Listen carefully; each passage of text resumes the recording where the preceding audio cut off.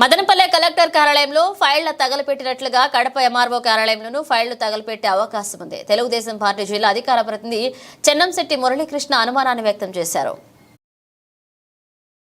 YCP వాళ్ళ కొమ్ము కాస్తూ పేద మధ్యతరగతి వర్గాల ప్రజల్ని చాలా ఇబ్బందులు పెట్టినట్టు విమర్శలు ఉన్నాయి.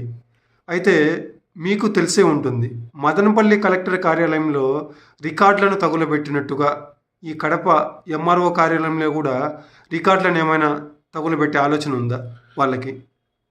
చూడండి, ఈ రాష్ట్ర వ్యాప్తంగా మీరు చూశారు, గనుల శాఖలో తీసుకొచ్చి ఫైల్స్ కలిచారు.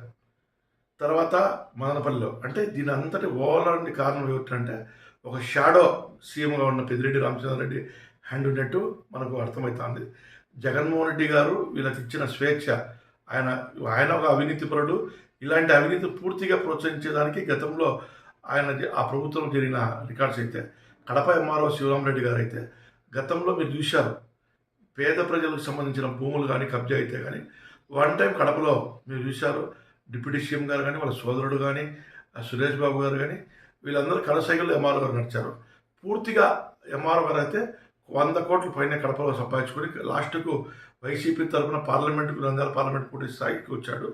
కానీ ఇటువంటి వ్యక్తుల మీద రికార్డు ట్యాంపరింగ్ జరిగాయి. విజిలెన్స్ వచ్చి ఒకసారి పరిశీలిస్తే ఖచ్చితంగా బయటపడతాయనే ఉద్దేశంతో రేపు ఇక్కడ కాల్చిన ఆశ్చర్యపడాల్సిన అవసరం లేదు.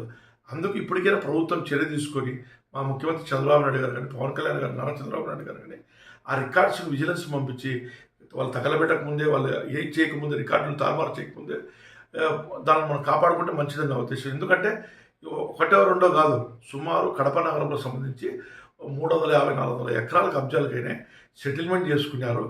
అనేక రకాలుగా దేవాదాయ శాఖలు కానివ్వండి, అనేక శాఖల నుంచి కార్పొరేషన్ ల్యాండ్ కానివ్వండి, ఇరిగేషన్ ల్యాండ్ కానివ్వండి, అన్ని రకాల ల్యాండ్లు, ఎన్ని రకాల డిపార్ట్మెంట్స్ ఉన్న అన్ని రకాల ల్యాండ్లు వీళ్ళు గత ప్రభుత్వంలో ఎంఆర్ఓ గారితో పని చేయించుకొని రికార్డు తారుమారు చేశారు.